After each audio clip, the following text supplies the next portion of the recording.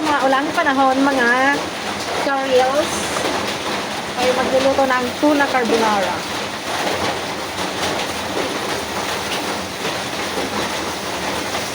Tuna carbonara, guys.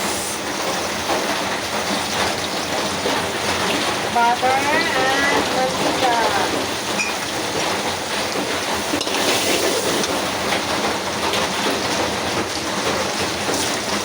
Fried garlic.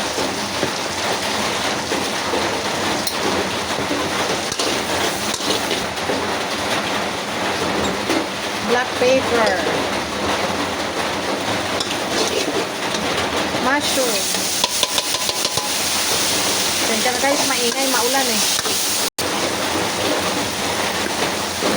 Gusto ko bang dagdagan ng garlic? Gusto ko maraming garlic. Naghuhugas ako ng kamay guys ha, bago ako magluto. So, ang ating tuna carbonara.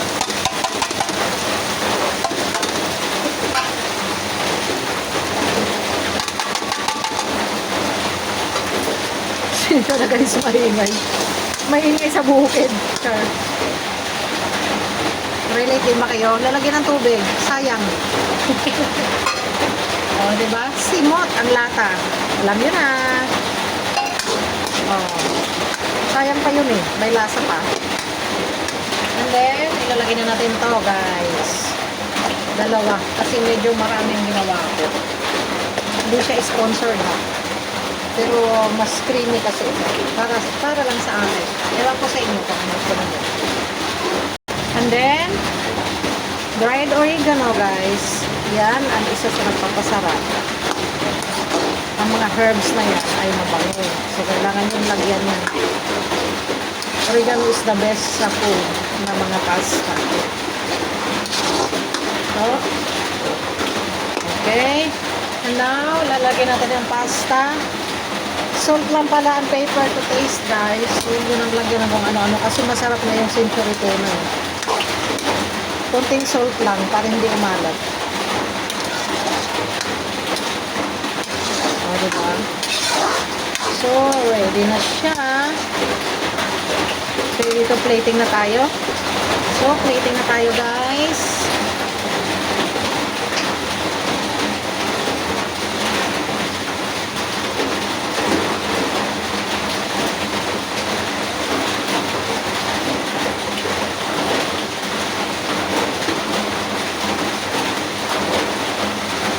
Masarap ang maraming sauce.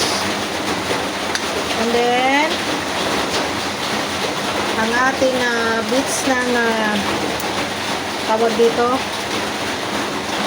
olive.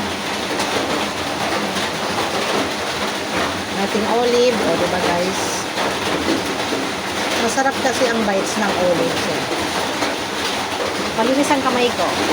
Okay? So, here it goes.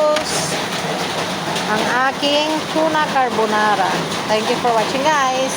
Kakain na kami ng aking asawa. Bye-bye. Good morning and God bless you all. Salamat.